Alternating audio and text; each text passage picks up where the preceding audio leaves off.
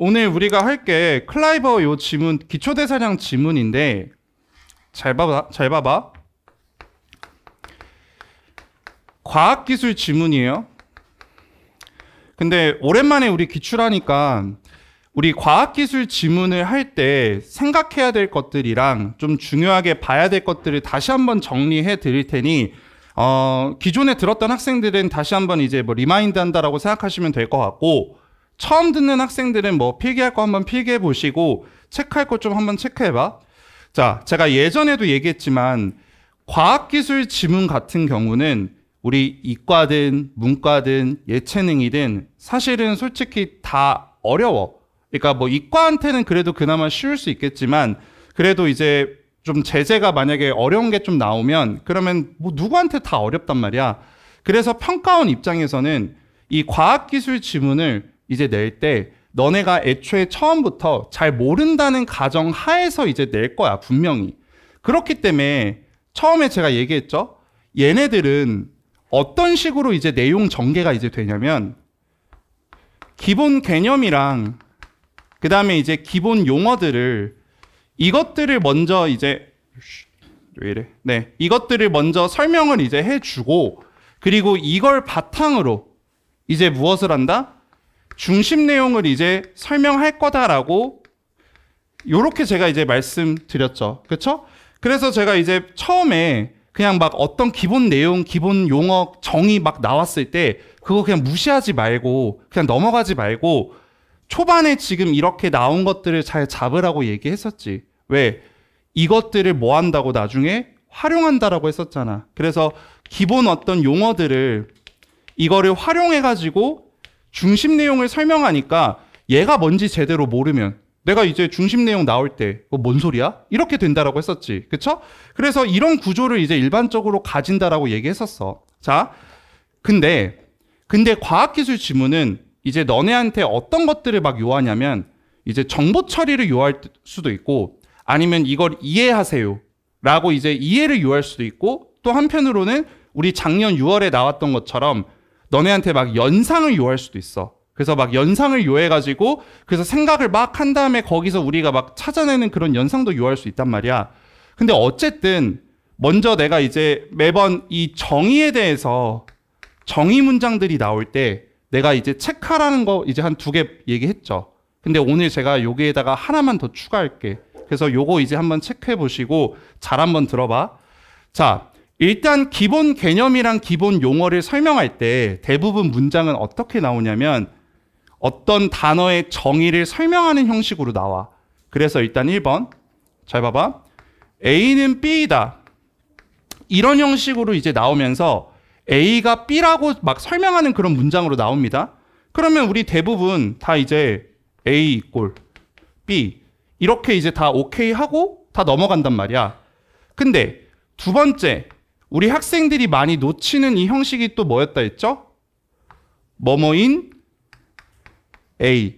우리 관형절 형식, B인 A, B는 A. 이런 식으로 관형절 형식으로 정의가 나올 때 우리 학생들이 그냥 이거 대충 읽고 넘어간다고 했지. 근데 사실 이거 뭐야? B가 문장으로도 나올 수 있고 아니면 단어로도 나올 수 있는데, 근데 이때 얘도 똑같이 B가 A다라고 이렇게 이제 가야지. 왜냐면 처음에 막 A에 대해서 막 얘기하다가 나중에 B가 나올 때 이거 못 잡으면 같은 말이었구나라고 내가 못 잡았을 때는 틀릴 가능성 높아진다라고 얘기했었죠. 그래서 이렇게 2가지를 좀 이제 봐야 되는데, 근데 하나만 더 추가할게. 왜냐면 오늘 하는 것 중에서는 우리가 또 이제 정의 문장 이런 식으로 이렇게 2가지 형식으로 나오는데, 이제 하나 뭘 더 추가해가지고 이제 또 나오냐면 이렇게 정의지만 적어볼게요. 조건을 추가한 정의 문장이 이제 나올 수도 있어요.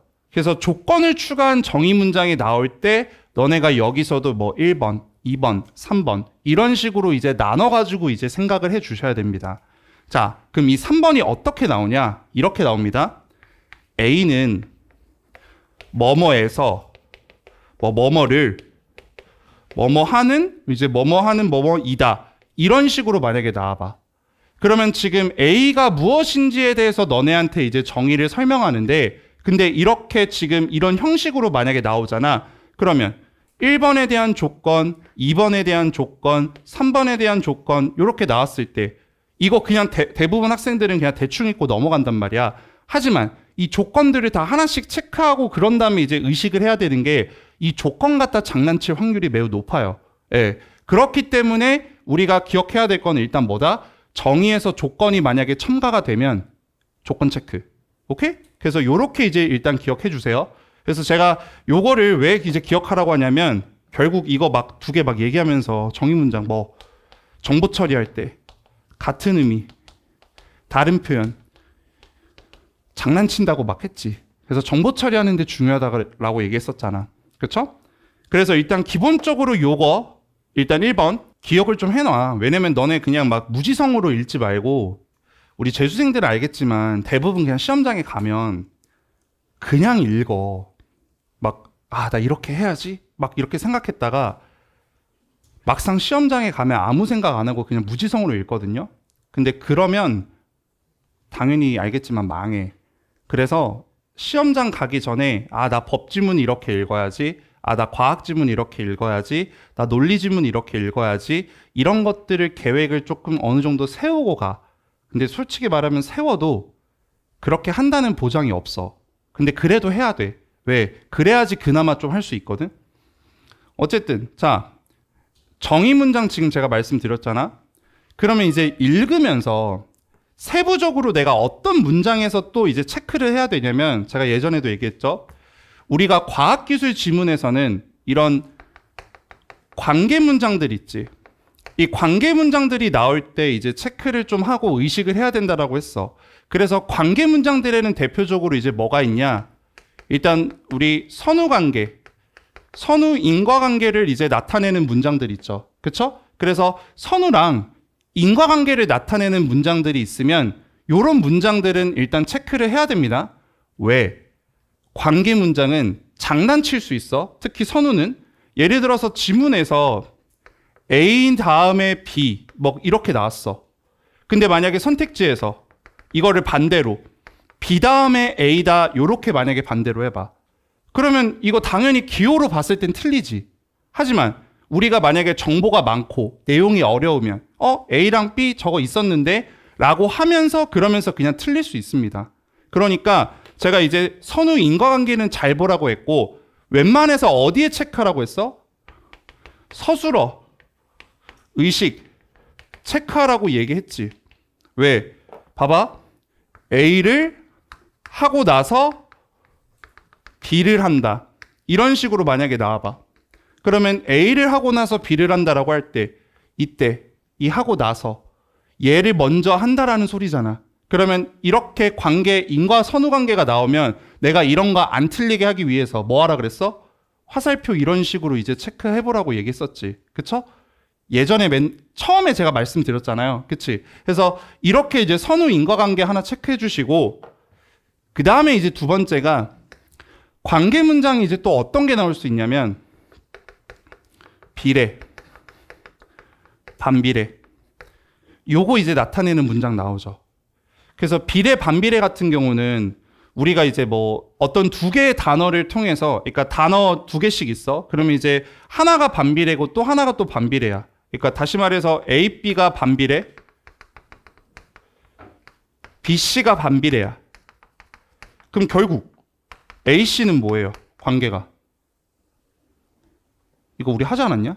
예전에? 시즌 1에서 이제 내가 그거 뭐야. 그 뭐지? 그거 오류 그 검출하는 거 2018 수능에 나왔던 거. 그때 했었는데. A, B 반비례, B, C 반비례. 자, A, C는 무슨 관계?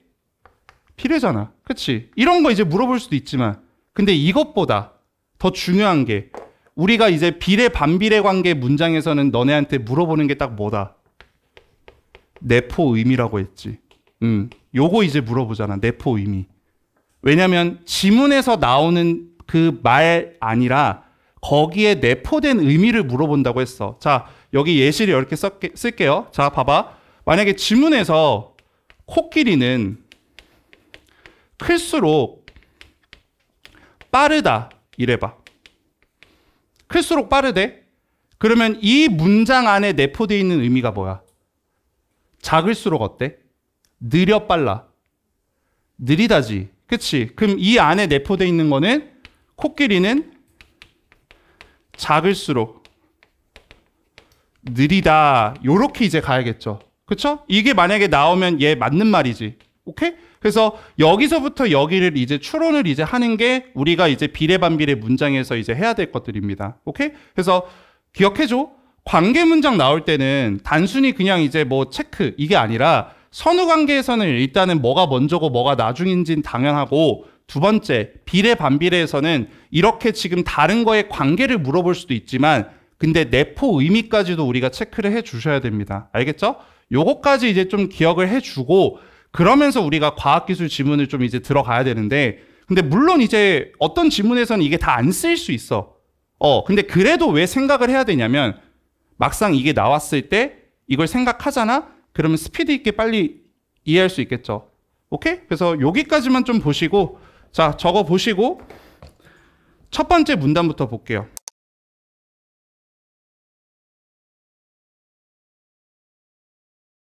자, 봐봐.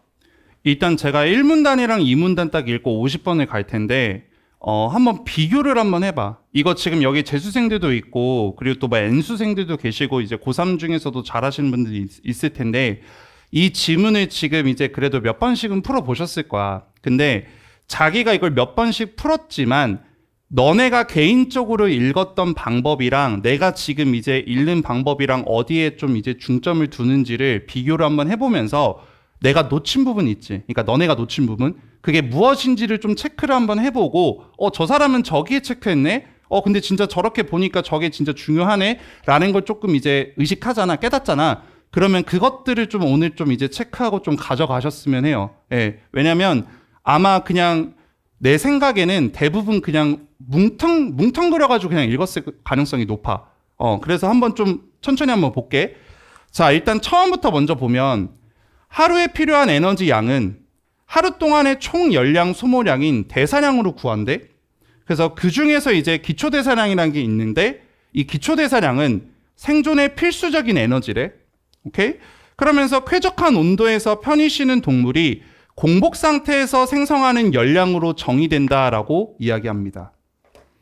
벌써 지금 단어 자체가 지금 정의지.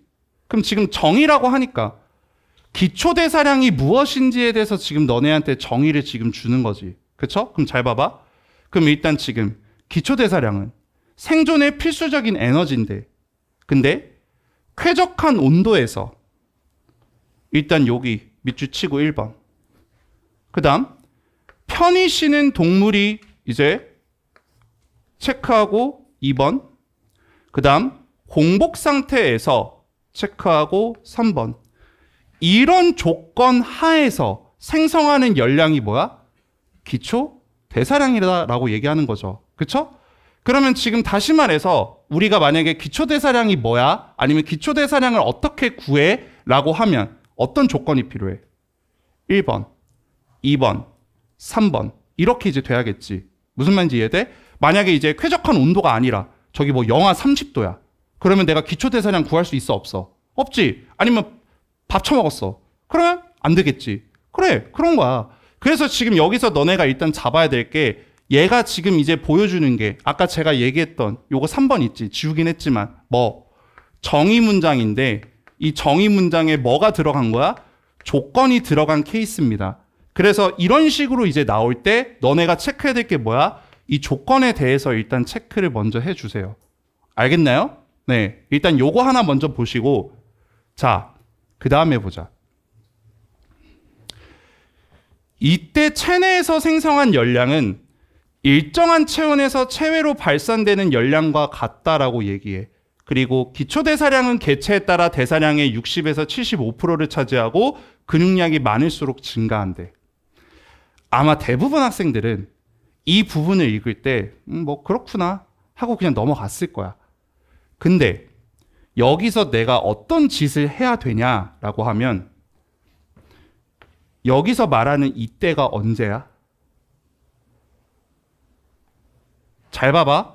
내가 매번 얘기하지만 내가 예전에도 아마 이런 얘기 했을 거야. 우리 뭐 지시어 얘기했었었지. 뭐 이런, 이러한, 그 다음에 뭐 이, 그, 저, 정확한 단어가 아니라 어떤 지시를 하는 어떤 단어들이든 아니면 어떤 이제 이거는 뭐 사실 지시어라기보다는 이때 같은 경우는 뭐 합성어긴 한데 어쨌든 저렇게 명확한 의미를 딱 보여주는 단어가 아니라 무엇인가를 나타내는 단어가 나올 때는 항상 의미를 잡던가 구분하라고 얘기했었지. 그러면 저기 지금 이때는 뭐겠어? 이때 뭐야? 이때 체내에서 생성한 열량. 저 이때는 기초대사량 구할 때잖아. 그치? 그럼 기초대사량 구할 때 이때 체내에서 생성한 열량이니까 다시 말해서 지금 기초대사량 구할 때 공복 상태에서 지금 생성하는 열량이 체내에서 생성한 열량이지. 이게 지금 이제 뭐래? 일정한 체온에서 체외로 발산되는 열량과 같대. 그럼 너네가 해야 될 거는 체내에서 생성한 열량이 뭐랑 같다? 체외로 발산되는 열량이랑 같다라고 요렇게 이제 봐야겠지. 근데 이게 결국엔 다 뭐야? 기초, 대사, 량이다라고 이렇게 봐야겠죠. 오케이?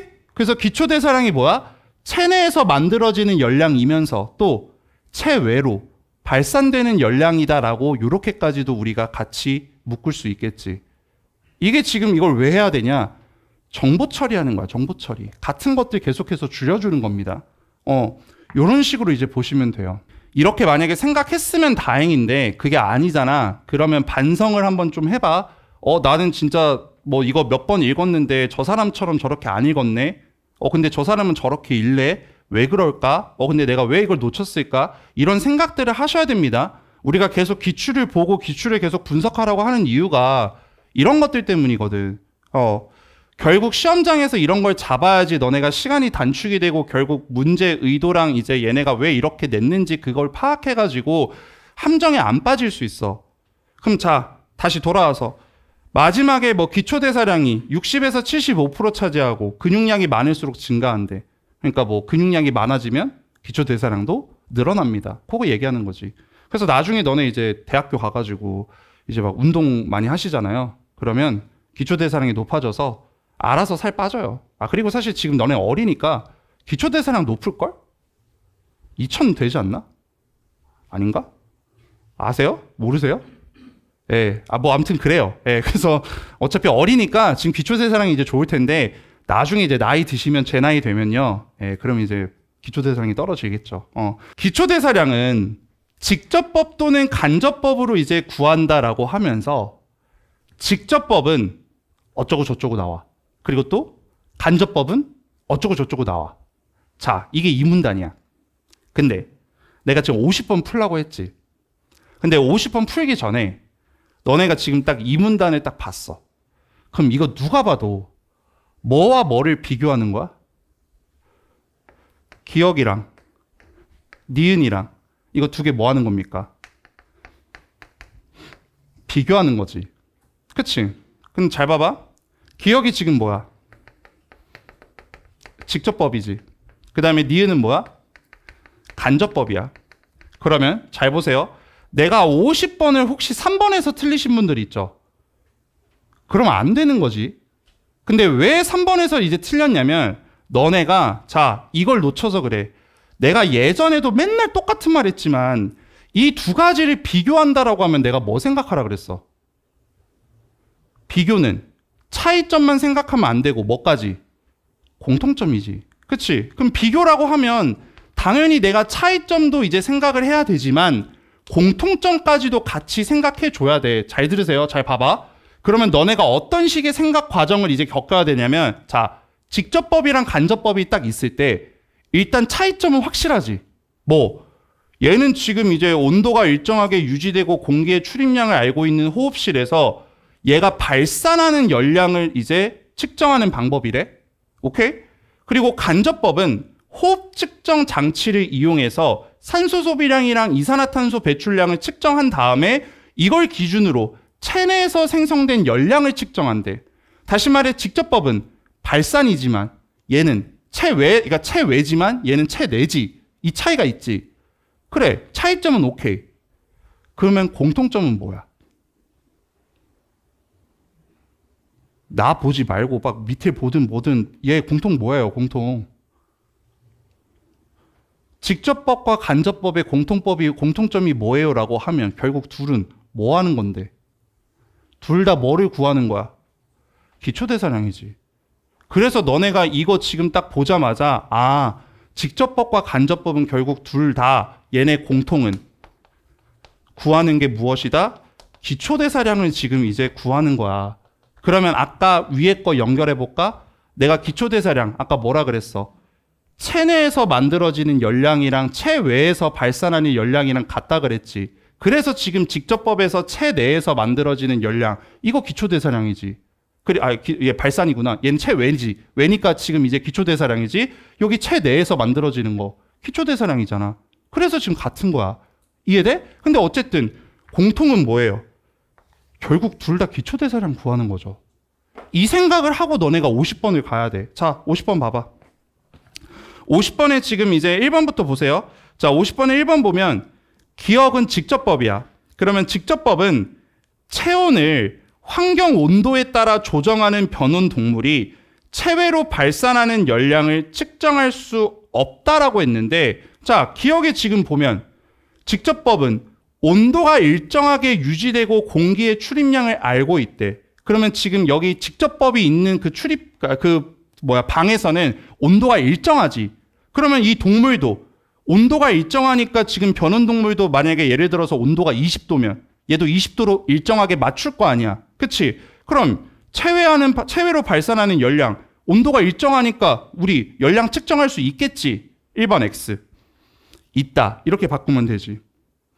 그 다음에 2번. 니은은 간접법이지. 간접법을 통해서 구하려면 산소 소비량이랑 이산화탄소 배출량 알아야 되지. 그치? 2번. 알 필요가 없다가 아니라 알아야 됩니다. 자, 3번 보자. 기억은 니은과 달리 격한 움직임이 제한된 편하게 쉬는 상태에서 기초대사량을 구한대. 이거 딱 보자마자 뭐 생각나야 돼? 기억과 니은의 공통점 생각해야지. 둘 다 결국 구하는 게 뭐야? 기초대사량이지. 우리 기초대사량 정의 아까 뭐였어? 편한 상태, 공복, 일정 온도였지. 그러니까 3번은 달리가 아니라 뭐야? 둘 다 기억과 니은 모두 격한 움직임이 제한된 편하게 쉬는 상태에서 기초대사량을 구해야겠지. 그래서 3번 달리 X. 이렇게 가야 돼요. 이해돼요? 네. 그래서 얘 3번을 고르신 분들은 이 공통점에 대해서 생각 안 하고 그냥 무지성으로 풀었던 겁니다. 자, 이제 4번 볼게. 기억과 니은은 모두 일정한 체온에서 동물이 체외로 발산하는 열량을 구할 수 있다. 거기 밑줄 쳐보자. 체외로 발산하는 열량 이 꼴 뭐야? 기초대사량이지. 기초대사량은 또 뭐도 있어? 체내에서 생성하는 열량도 있지. 그러니까 다 구할 수 있지. 4번이 답이죠. 이해돼? 내가 지금 무슨 짓을 한지 알겠지? 뭐를 갖다라고 지금 보고, 그리고 어떻게 지금 이제 갖다라고 하고, 그리고 어떤 생각을 해가지고 지금 이렇게 푼지 알겠잖아. 이런 식의 과정을 거치면 너네가 이제 문제 풀 때 이제 이 50번 문제에서 실수를 안 하고 편하게 풀 수 있는데, 근데 그냥 막 읽잖아. 그러면 이제 잣됩니다. 네. 꼭 부탁드려요. 이렇게 이제 하셔야 됩니다. 자, 5번은 지금 이제 뭐가 틀리냐? 기억과 니은은 생존에 필수적인 최소한의 에너지를 공급하면서 기초대사량을 구한다는데 이걸 하면서 구해? 아니죠.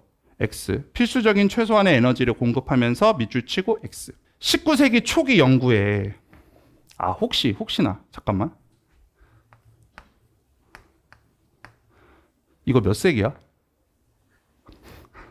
이거 몇 세기예요? 뒤질래? 이거 18세기야, 19세기야? 이거 19세기지. 그치? 내가 이걸 왜 얘기하냐면, 일단 이따가 얘기하자. 자, 봐봐. 지금 여기 19세기가 나오지. 19세기 초기라 그랬어. 근데 여기 지금 그 다음에 몇 번째야? 그 4문단에 몇 년도가 나와? 1930년대 나오지. 내가 이 얘기를 왜 하냐면 어젠가 이제 누가 나한테 와가지고 내가 이제 당연히 이 얘기 안 하고 시간의 변화가 있다라고 이제 흐름이 있다라고 얘기를 했어. 근데 애가 뭔 개소리예요? 막 이렇게 얘기한 거야. 그래서 내가 무슨 소리니? 라고 이제 내가 반문을 했지. 얘가 나를 이상하게 쳐다보는 거야. 왜 이 1930년대 여기서부터 초기에서 30년 어떻게 확정을 할 수 있니?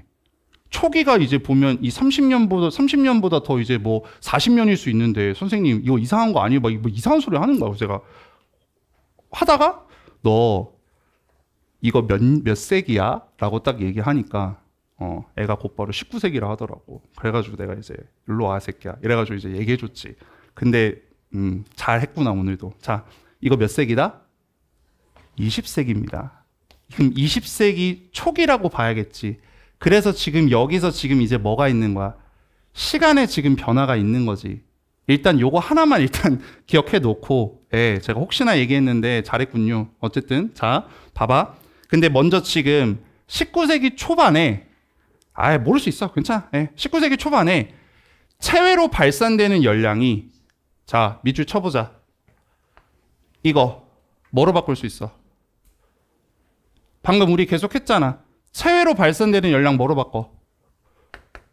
기초 대사량이지. 그치?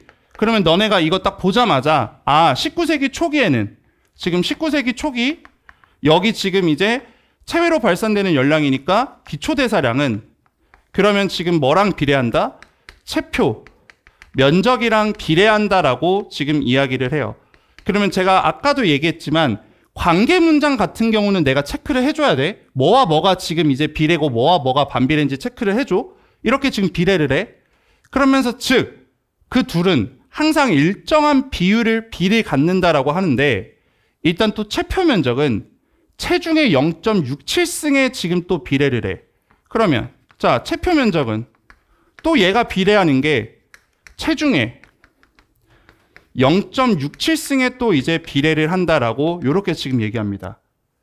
그래서 그럼 우리가 알 수 있는 게 뭐야? 얘랑 비례, 얘랑 비례니까 결국 우리가 결론 내리는 거 뭐랑 또 비례해? 기초 대사량이랑 뭐랑 비례해? 체중의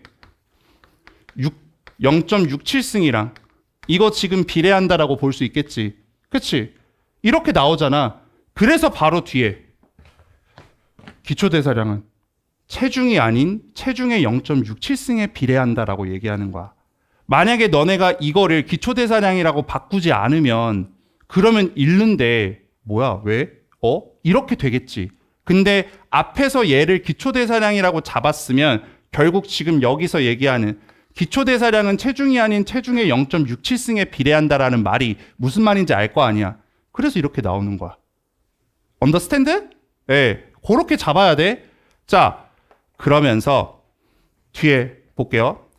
어떤 변수의 증가율은 증가 후의 값을 증가 전의 값으로 이제 나누는 값이므로 우리가 체중이 W에서 2W로 커졌대. 그러면 체중의 증가율은 뭐 그냥 그대로 하시면 되죠. 2W를 W로 나누니까 2다라고 이제 보면 돼. 근데 이 경우에 기초 대사량은 뭐에 이제 비례한다? 체중의 0.67승에 비례하잖아. 그러니까 이제 기초 대사량의 증가율은 2W의 0.67승을 W의 0.67승에 이제 나눠주면 되죠. 그러니까 이제 얘가 뭐가 나와? 2에 0.67승이 나와서 1.6이 된다는 겁니다. 요렇게 지금 설명하는 거야. 그래서 이제 이렇게 1900 초반에 이런 연구가 19세기 초반에 이렇게 있었고, 그 다음에 이제 1930년대에 클라이버라는 사람이 이제 생쥐부터 코끼리까지 다양한 크기의 동물의 기초 대사량 측정 결과를 분석했는데, 그래프의 가로축 변수를 이제 동물의 체중, 그 다음에 세로축 변수로 기초 대사량을 두고 각 동물별 체중과 기초 대사량의 순서상을 점으로 이제 두었대. 자, 그대로 이제 보시면서, 자, 그 다음 이제 봐봐. 이제 4문단 이제 읽을 텐데 잘 봐봐. 여기 이 문장 체크하고 별표 하나만 해볼래요? 또 중요한 것도 하나 할게요. 저 문장을 읽을 때, 자, 내가 예전에도 한번 이야기를 했었지만 우리가 문장에서 달리라는 단어가 만약에 나오잖아. 그러면 내가 의미 몇 개 생각하라고 했는지 혹시 기억해? 다 까먹었니? 잘 봐봐. 자, 봐봐. 이건 기억해줘. 왜냐면 얘는 이 지문 말고도 다른 지문에서도 항상 쓰이니까 꼭 너네가 제발 부탁인데 옆에다 써놓든 뭘 하든 해서 기억을 좀 했으면 좋겠거든요. 잘 보세요.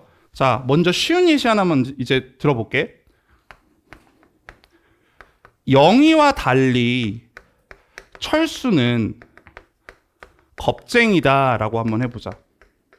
그러면 일단 이 문장의 표면적 의미, 있는 그대로의 의미를 보자. 문장 그대로의 의미. 자, 얘 그대로 의미 뭐야? 일단 철수가 뭐라는 거야? 겁쟁이라는 거지. 이거 되지? 그치? 그럼 표면적 의미는 철수 겁쟁이야. 그쵸? 근데 여기서 지금 내포 의미라고 그냥 할게. 나는 뭐 이렇게 내포 의미라고 부르는데 하나 또 뭐 있어? 어떤 의미 있어? 철수는 겁쟁이야. 근데 달리라는 말을 통해 영희는 어때? 겁쟁이야? 아니야? 아니지. 영희, 겁쟁이, 노. 아니잖아. 이 두 가지 의미를 너네가 여기서 잡아내야 돼. 그럼 자, 다시 저기서 우리가 이제 뭘 잡아내야 돼? 표면적 의미 하나. 그 다음에 또 뭐? 내면적 의미 하나 잡아내야겠지. 적어봐, 지금. 체크해봐.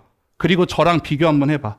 잡아내셨으면 다행인데 만약에 못 잡아냈으면 지금 제가 저 이야기 한 걸 토대로 이 문장에서 지금 두 가지 의미를 잡아내셔야 됩니다. 여기 표면적 의미, 요거 잘 보세요. 왜냐면 이거 못 잡아냈으면 51번 있지. 51번에서 너네가 엄청 틀렸을 거야. 51번이 이때 이 시험에서 진짜 오답률이 정말 높았거든. 근데 51번이 틀린 이유가 이 문장에서 이제 못 잡아냈기 때문에 이제 틀렸던 겁니다. 그럼 잘 볼게요. 자, 일단 가로축이랑 세로축 두 변수의 증가율이 서로 다르대. 그러면 가로, 세로 두 변수 증가율이 만약에 이제 다르다라고 하면 다른 경우 그럴 때 이때 일반적 그래프에서는 어떻다? 얘네가 곡선에 지금 이제 점들이 분포한다라고 지금 얘기하는 거지. 그치?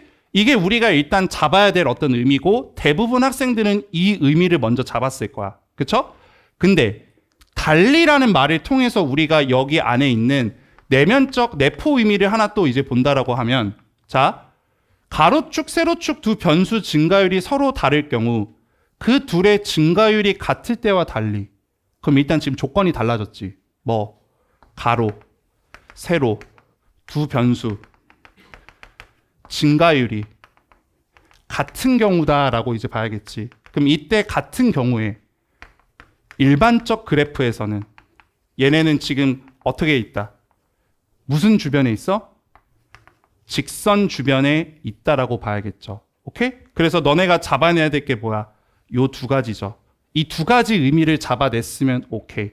근데 만약에 내가 그냥 저 위에 것만 잡아냈다라고 하신 분들은 고치셔야 됩니다. 그래서 항상 기억해줘. 달리라는 단어가 나오잖아. 요거 표면적 의미랑 내포 의미 두 가지를 꼭 기억해 줘야 돼. 예, 그래야지 너네가 여기서 이제 추론되는 어떤 의미를 잡아가지고 문제 풀 때 이제 잘 풀 수 있어요. 그래서 지금 이제 뭐 체중이랑 뭐 기초대사량 이거 지금 이제 변수 증가율 얘기하는 건데 어쨌든 일반적 그래프에서는 증가율이 만약에 다르면 곡선이지만 같으면 이제 직선이라고 하는 거야. 자, 근데 이제 뒤에 보자. 그런데 순서상의 값에 내가 로그를 붙이는 거야. 상용 로그를 이제 붙여. 그러면 새로운 순서상을 만들어서 이를 그림과 같이 그래프에 표시하면 어떤 직선 주변의 점들이 분포하는 것으로 나타난대. 거기 오른쪽에 그림 있지? 그쵸? 그리고 그러면 그 직선의 기울기를 이용해 두 변수의 증가율을 우리가 비교할 수 있고 그림에서 x와 y는 각각 체중과 기초 대사량의 상용 로그를 우리가 취한 값이래. 그러면서 이런 방식으로 표현한 그래프를 우리가 L그래프다라고 얘기합니다. 그럼 다시 우리가 일반 그래프는 그냥 이제 뭡니까? 체중이랑 기초 대사량 그냥 점 이거 얘기하는 거지. 그치? 근데 L그래프는 여기다가 뭘 붙였어? 로그를 붙인 거지. 로그 체중. 그 다음에 또 로그 기초 대사량. 요렇게 이제 붙인 거죠. 그쵸? 그리고 또 이제 우리가 L그래프는 자, 일반 그래프는 지금 곡선 주위에 있지만 L그래프는 지금 점이 어디 주위에 있어? 직선주의에 있다라고 이렇게 우리가 판단하면 되죠. 여기까지 되죠. 됐나요? 자, 이렇게 이제 보면 되는데 제가 하나만 물어보자. 너네 기울기 어떻게 구해?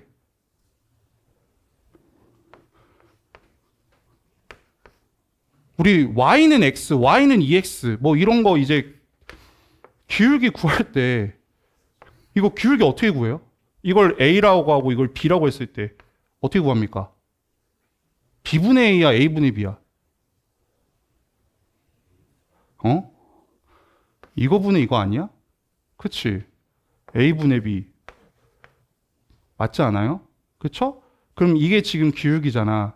자, 그러면 뒤에 봐봐.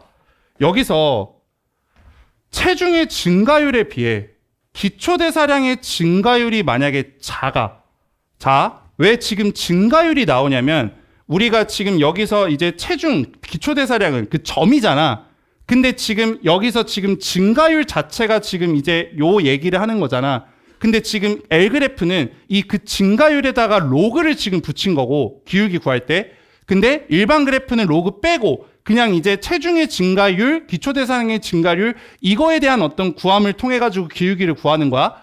그래서 지금 저기서도 지금 얘기하는 게 체중의 증가율에 비해 기초대사량의 증가율이 작을 때 직선의 기울기가 1보다 작고, 그 다음에 기초대사량의 증가율이 작을수록 기울기도 작아지고, 만약에 체중의 증가율이랑 기초대사량의 증가율이 같으면 직선의 기울기는 1이래. 그럼 우리가 여기서 L그래프에서 기울기 구하는 방법은 뭐분의 뭐겠어? 가로가 지금 여기, 자, 그림 봐봐. 가로가 지금 이제 뭐야?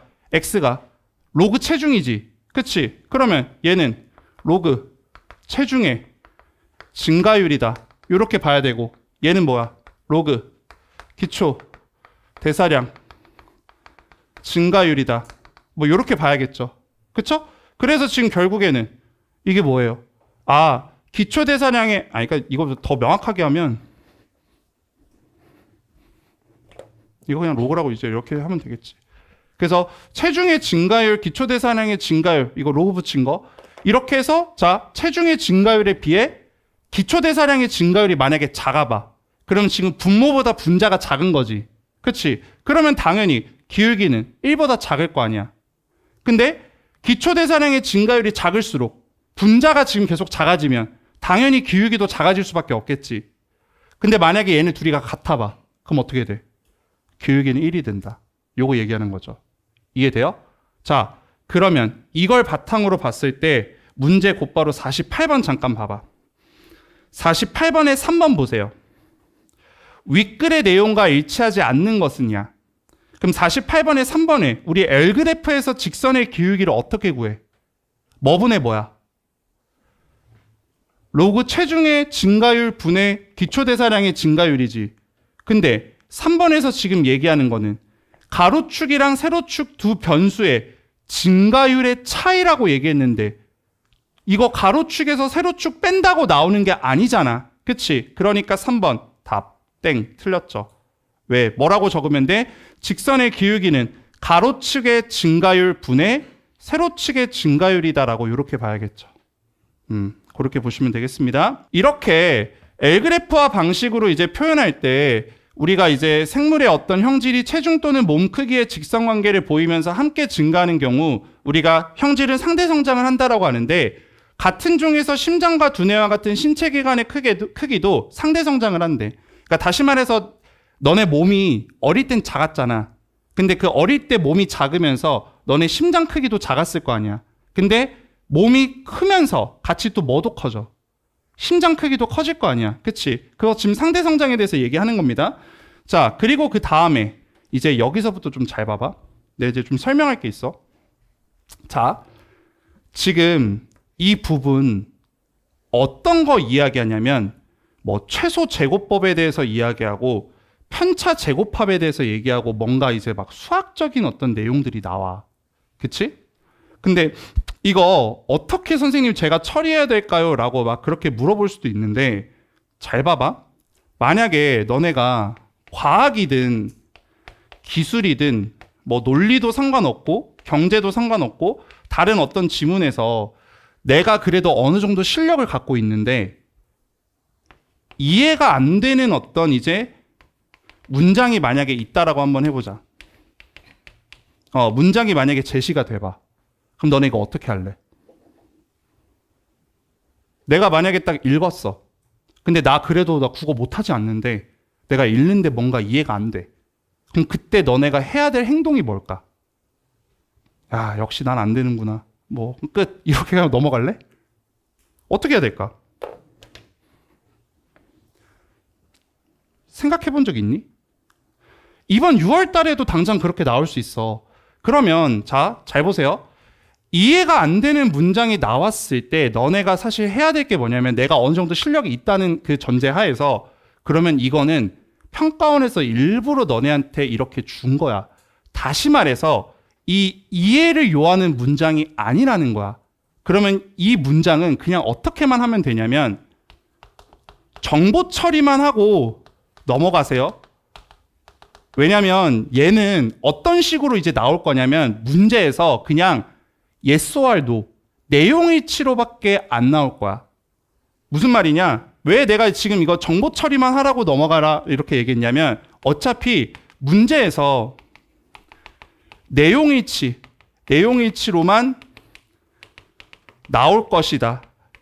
요렇게 이제 우리가 생각하면 돼. 그래서 내가 이거를 이해 못 하더라도 그냥 어떻게만 한다? 아, 올라갔네? 아, 내려갔네? 아, 이게 이거네? 이러고만 그냥 넘어가도 된다는 거야. 자, 대표적으로 뭐 있냐면 그 2018년 수능에 오버슈팅 지문이 있어요. 근데 그 경제 지문에서 3문단의 첫 번째 줄인가 있는데 그거 아마 경제적으로 이해하려면 졸라 빡세. 근데 그걸 내가 이해 못해도 실제 시험에서 어떻게 나오냐면 그냥 올라갔다가 아니라 뭐 내려갔다 이렇게 반대로만 그냥 나와. 끝. 그리고 또 뭐 있냐면 우리 2019년 수능에서 그 우리 논리 지문에서 내가 그때 한번 수업했지만 전통 논리학에서는 막 하면서 그 문장 있지. 근데 거기서도 그냥 이제 그 조건만 살짝 바꿔가지고 이제 내용일치로 이제 나왔거든. 근데 내가 그때 너네한테 보여주면서 x는 1보다 크고 x는 0보다 클 때 막 이거 설명해 줬잖아. 근데 그거 이해 못 한단 말이야. 하지만 문제는 어떻게 나왔어? 내용으로만 나왔어. 그러니까 이런 식으로 다시 말해서 정보 처리만 그냥 하고 넘어가도 되는 게 있어. 평가원에서.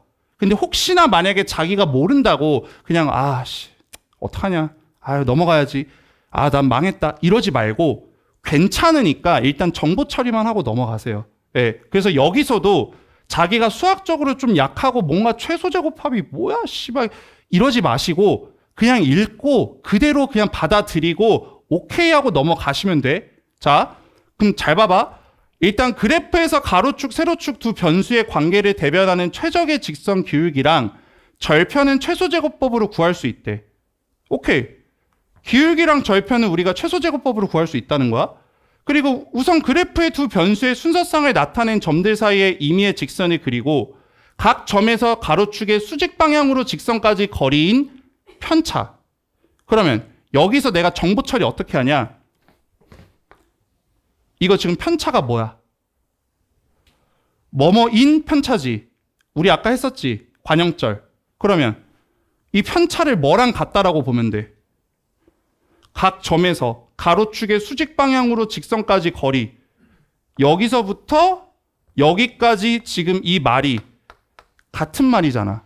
그쵸? 그러면 저 편차가 저 말이니까 오케이. 저렇게 같다라고 하고 편차의 절대값을 구한 다음에 이것을 각각 제곱해서 모두 합한 게 뭐다? 편차 제곱합이다.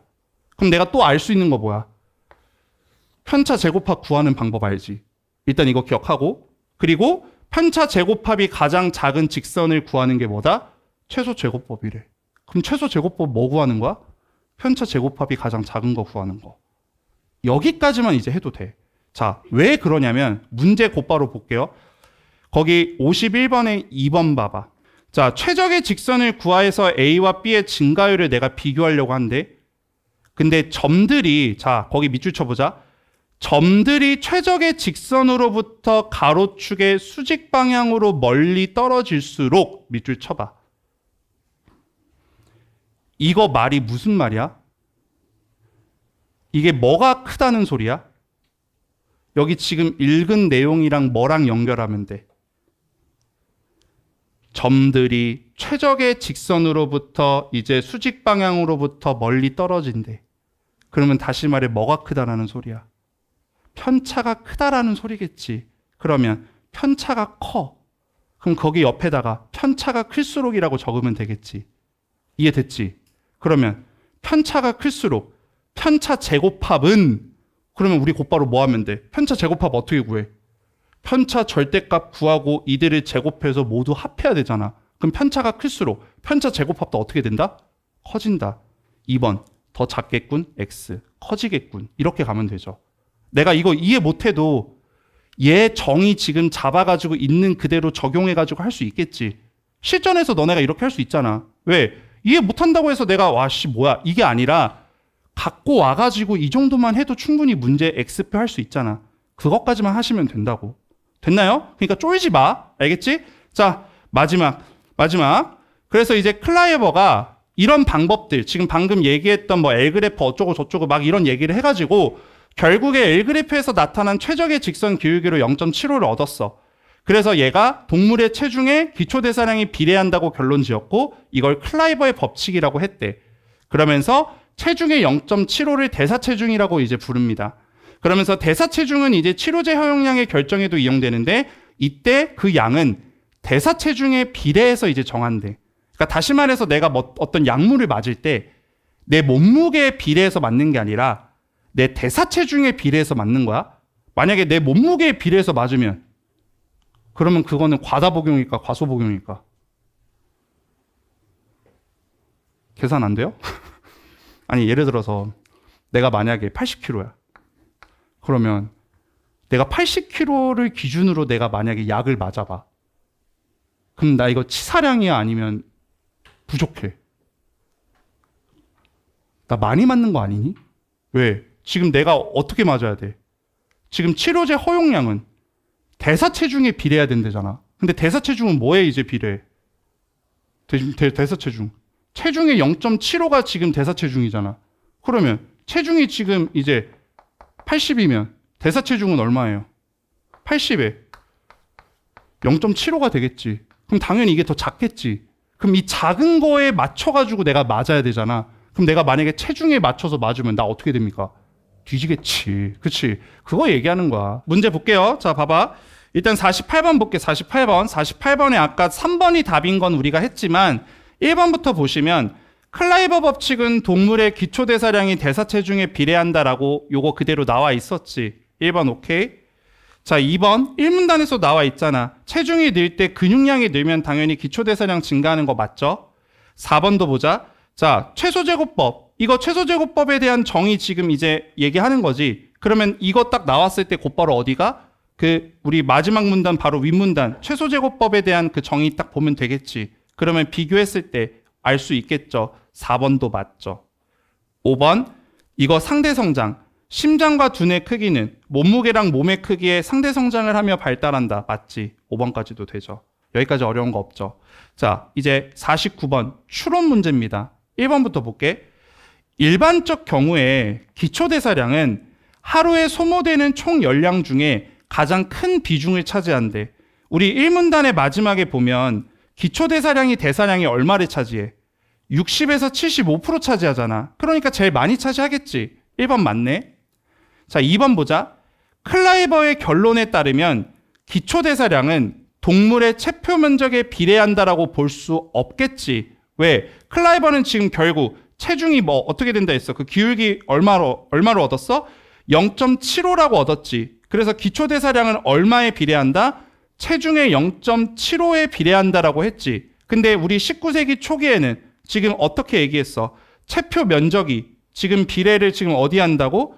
체중의 0.67승에 비례하고 기초대사량은 체중의 0.67승에 비례한다라고 했으니까 지금 숫자가 달라졌잖아. 그쵸? 그러니까 2번에 있어서 클라이버 결론에 따르면 기초대사량은 체표 면적에 비례한다라고 볼 수 없겠죠. 그래서 2번이 맞아요. 이해돼요? 자, 그렇게 가시면 됩니다. 자, 그 다음에 3번 보자. 19세기 초기 연구자들은 체중의 증가율보다 기초대사량의 증가율이 작다라고 이제 생각했는데 얘도 이제 왜 맞냐면 우리 방금 아까 저기 3문단에 지금 그 예시 있지. 그 예시 기초대사량이 지금 체중이 아닌 체중 0.67승에 비례한다라고 했잖아. 그거 예시 그대로 갖고 오면 되죠. 자, 체중의 증가율이 W에서 2W로 한번 커져봐.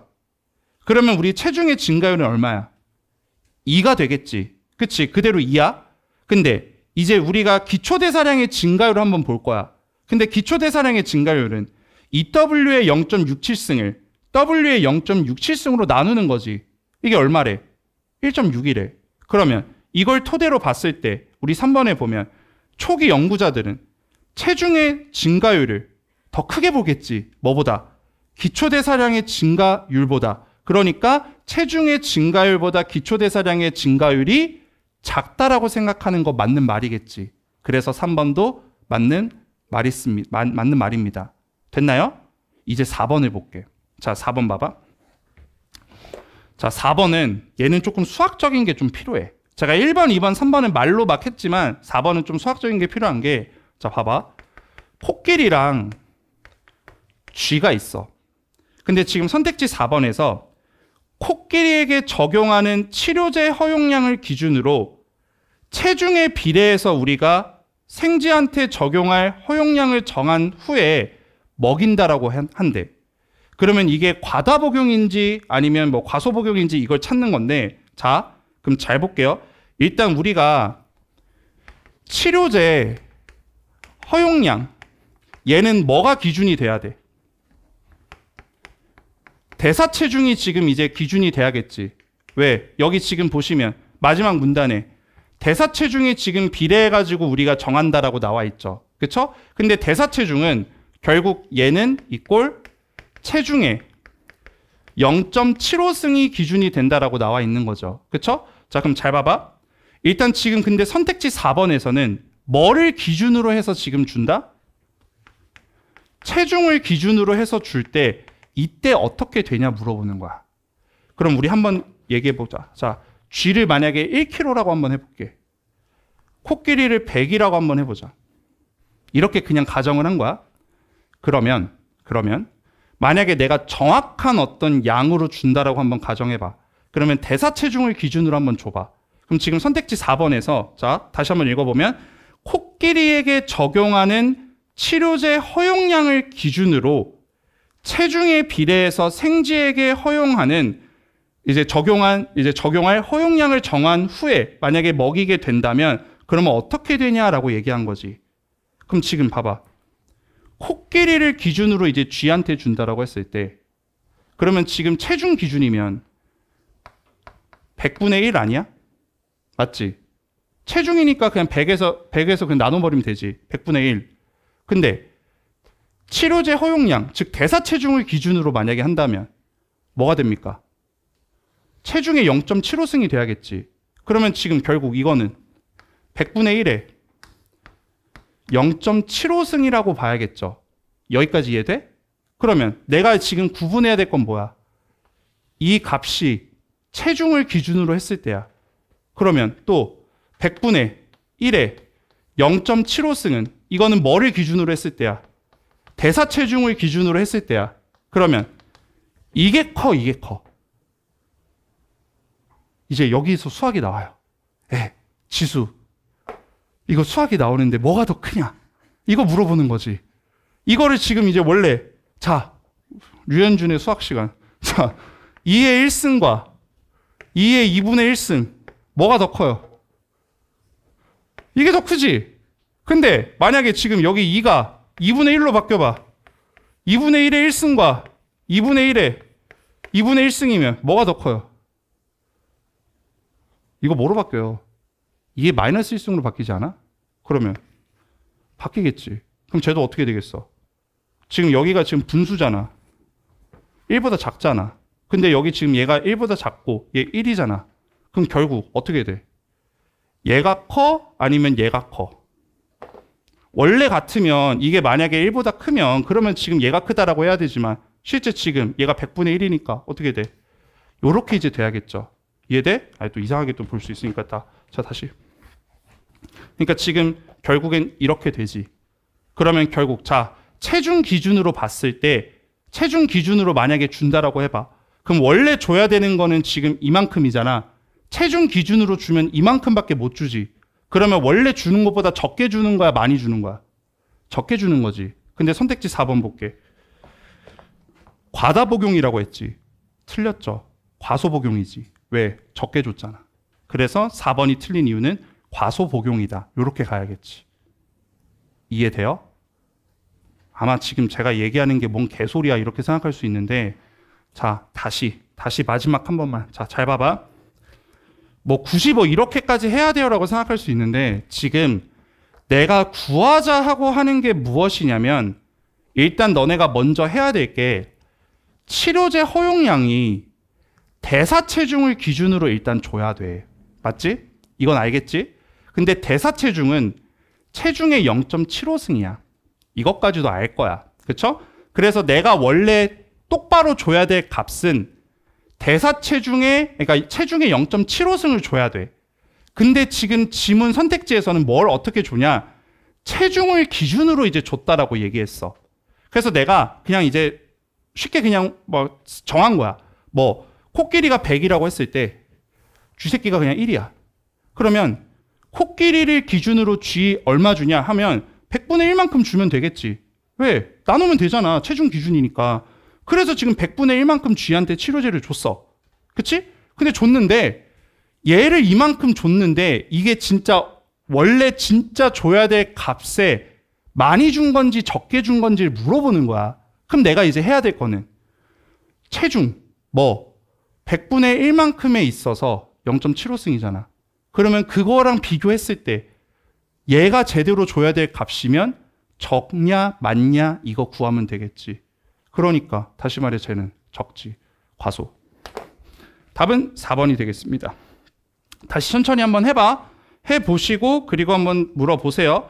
자, 그래서 4번으로 가시면 되고 5번에 지금 5번이 왜 맞냐? 동물의 체중이 증가함에 따라 함께 늘어나는 에너지 필요량이 이전 초기 연구에서 생각했던 양보다 많아집니다. 왜? 0.67에서 0.75승으로 바뀌었잖아. 그러니까 5번도 맞는 말이죠. 됐나요? 네, 여기까지. 자, 이제 51번 볼게요.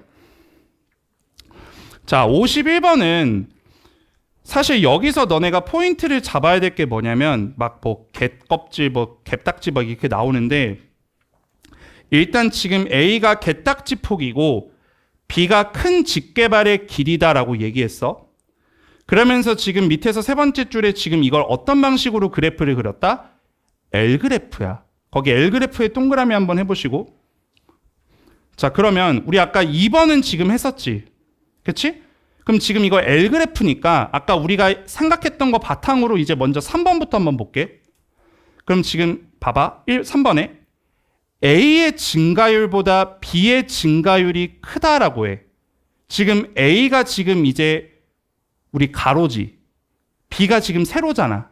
그러면 A의 증가율보다 B의 증가율이 크다라고 했는데 어쨌든 지금 얘는 L그래프지. 아까 L그래프는 어디 주변에 분포한다 그랬어? 직선이지. 곡선이 아니잖아. 그러니까 3번은 곡선 주변 분포 X 직선. 이렇게 가면 되지. 이해됐죠? 자, 근데 4번 봐봐. A의 증가율보다 B의 증가율이 작아. A가 지금 이제 뭡니까? 분모지. B가 지금 분자잖아. 근데 B가 더 작다니까 당연히 얘는 기울기가 뭐보다 작아? 1보다 작겠지. 4번은 1보다 크다가 아니라 1보다 작다. 이렇게 가야겠지. 자, 이제 5번 볼게요. A의 증가율과 B의 증가율이 같고라고 했어. 자, 거기 같고 밑줄 치고 별표 하세요. 자, 근데 뒤에 보니까 일반적인 그래프로 나타낸대. 우리 아까 달리라는 단어를 통해 가지고 뭐를 뽑아냅니까? 뭐를 뽑아냈어? 일반적인 그래프에서 지금 증가율이 같을 때 직선이야, 곡선이야? 직선이지. 5번이 틀린 이유는 곡선이 아니라 직선이었지. 이거를 만약에 체크하신 분들은 아까 제가 얘기했던 단어 뭐 달리라는 문장에서 이거 못 뽑아내가지고 틀린 겁니다. 이해돼요? 그래서 5번 틀려요. 그럼 결국에는 1번이 왜 지금 이제 맞냐면 자, A랑 B랑 사실 지금 이제 뭐냐면요. A랑 B랑 결국엔 지금 이제 이걸 통해서 L그래프 얘기하는 거지. 근데 이거 마지막에 클라이버가 결국에는 어떤 결론을 내렸어? 봐봐. 여기 잘 봐봐. 동물 체중에 0.75승의 기초대사량이 비례한다라고 결론을 지었지. 그치? 그럼 우리가 대응을 한번 시켜보자. 아까 이거 읽기 전에 자 봐봐. 우리가 지금 여기 앞에 문단에서 그림에서 지금 이 X 여기 지금 가로가 뭐였어? 변수가 체중이었지. 그치? 왜냐면 여기 너네 그 오른쪽 그림 봐봐. 오른쪽 지문에서 그 그림에서 보면 그 XL 그래프에서 지금 이제 그 체중이 그 가로잖아. 그치? 그리고 오른쪽이 지금 기초대사량이잖아.